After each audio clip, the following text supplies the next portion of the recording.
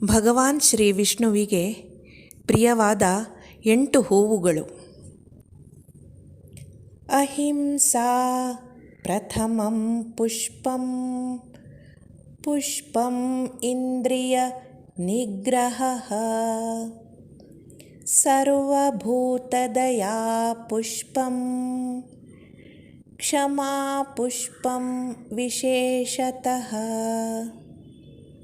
ಶಾಂತಿಃ ಪುಷ್ಪಂ, ತಪಃ ಪುಷ್ಪಂ, ಜ್ಞಾನಪುಷ್ಪಂ ತಥೈವ ಚ, ಸತ್ಯಂ ಅಷ್ಟವಿಧಂ ಪುಷ್ಪಂ, ವಿಷ್ಣೋ ಪ್ರೀತಿಕರಂ ಭವೇತ್. ಈಗ ಈ ಎಲ್ಲ ಹೂಗಳ ಅರ್ಥವನ್ನು ಸಂಕ್ಷಿಪ್ತವಾಗಿ ತಿಳಿದುಕೊಳ್ಳೋಣ. ಮೊದಲ ಹೂವು ಅಹಿಂಸೆ, ಇತರರಿಗೆ ನೋಯಿಸದೇ ಇರುವುದು. ಇದು ವಿಷ್ಣುವಿಗೆ ಮೊದಲ ಪುಷ್ಪ ಅರ್ಪಣೆ. 2. ಇಂದ್ರಿಯ ನಿಗ್ರಹ, ಎರಡನೇ ಪುಷ್ಪ ಸಮರ್ಪಣೆ.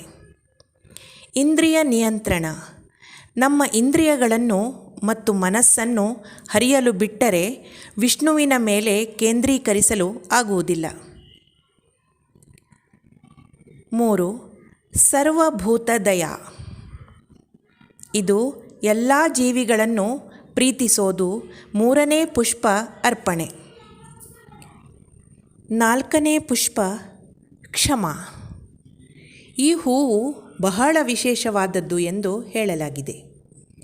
ನಿಮ್ಮ ಹೃದಯದಿಂದ ಯಾರನ್ನಾದರೂ ಕ್ಷಮಿಸಿದಾಗ ನೀವು ನಿಜವಾಗಿಯೂ ಜಯಿಸುವ ಭಾವನೆ ಬರುತ್ತೆ. 5ನೇ ಪುಷ್ಪ ಶಾಂತಿ ಪುಷ್ಪ, ನಾವು ಯಾರನ್ನಾದರೂ ಕ್ಷಮಿಸಿದಾಗ ಶ್ರೀ ವಿಷ್ಣುವು ಸಂತೋಷಗೊಳ್ಳುತ್ತಾನೆ ಎಂದು ಈ ಸಂಸಾರದ ಮಧ್ಯದಲ್ಲಿಯೂ ಶಾಂತಿ ಲಭಿಸುತ್ತದೆ. ತಪಸ್ಸು 6ನೇ ಪುಷ್ಪ, ಪ್ರಾಪಂಚಿಕ ಜೀವನವನ್ನು ಜಯಿಸಲು ನಮಗೆ ತಪಸ್ಸು ಅಗತ್ಯ. 7ನೇ ಪುಷ್ಪ ಜ್ಞಾನ, ಇದು ಆತ್ಮದ ಜ್ಞಾನವೇ ಹೊರತು ಲೌಕಿಕ ಜ್ಞಾನವಲ್ಲ. ಈ ಸಂಪೂರ್ಣ ಸೃಷ್ಟಿ ವಿಷ್ಣುವಿನದು ಮತ್ತು ಅವನು ಎಲ್ಲ ಜೀವಿಗಳಲ್ಲಿ ವಾಸವಾಗಿದ್ದಾನೆ ಎಂದು ತಿಳಿದುಕೊಳ್ಳಲು ಈ ಜ್ಞಾನವೆಂಬ ಹೂವು ಅರ್ಪಣೆ. 8ನೇ ಪುಷ್ಪ ಸತ್ಯಂ, ಅಂದರೆ ಸತ್ಯ, ಕೊನೆಯ ಪುಷ್ಪ. ಇದು ವಿಷ್ಣುವಿಗೆ ಕೊನೆಯ ಪುಷ್ಪಾರ್ಪಣೆ.